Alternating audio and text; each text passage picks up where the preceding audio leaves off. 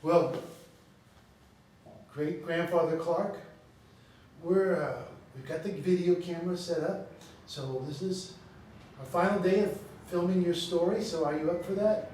Yeah, I'm up for it. Okay, good. All right, grandfather Clark, you just sit there. I'll go turn the camera on, and you can start talking about your life. All right. There we go. There's. All right.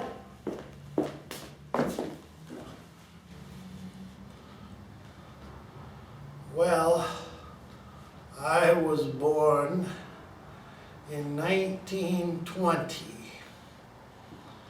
That was the start of a big decade of change. The women got the vote. My mother voted the first time anyone could vote in the year I was born.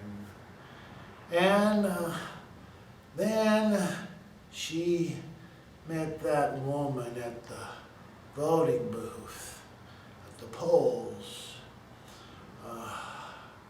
And that's how she met Lillian, who would be my second mother. My father had been in World War I. He was not the same when he came out. They would quarrel. That's what she told me. It's lucky they had a baby at all. She left soon after I was born and went with Lillian to live in Calistoga, California. Lillian was a sculptor. Don't ever call her a sculptress. She would blow her stack if you ever did that. So I never did that. We lived in a little parcel of land that had some grapes and a vegetable garden and flowers. I was happy there. We had such a good time as I was growing up. I only saw my father maybe 3 times a year as I got older. I remember 1925, my birthday. I remember my father came, he got me a toy fire engine. And that was when I burnt down the chicken coop. We had a little chicken coop, but I burnt it down.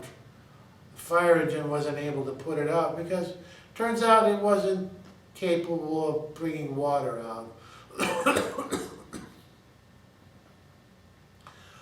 I got in a little trouble. I was forbidden from ever playing with matches again. I had to wait till I was an adult for that. But considering that I burned up the rooster that Lillian loved so much, and my mother's favorite hen, I didn't get off too bad. I learned a lesson.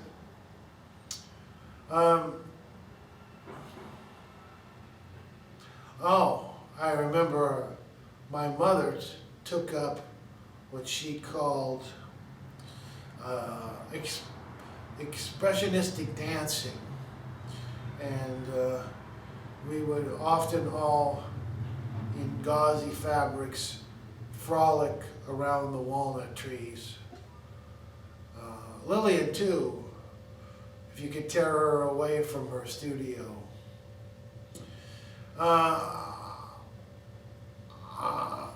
When I turned 10, that's when that dog showed up. You probably remember me talking about that dog. He just showed up out of nowhere, just like a surprise. Suddenly there was this black and white dog about this high with a little markings that made it look like he was always smiling. We asked around if anybody had lost a dog, but no one said they had. I think if I'd lost that dog, I sure would have looked for him, but nobody came looking for that dog. We had that dog until I was 20 years old. It was a sweetheart dog. We called him Snuffy. Not sure why. Maybe it was my idea as a little boy. I wish Lillian or Mama were alive to ask, why did I call that dog Snuffy? Why? Maybe I'll remember and I won't have to wait until I'm in heaven to ask Lillian or my mother. Yeah, I'm tired.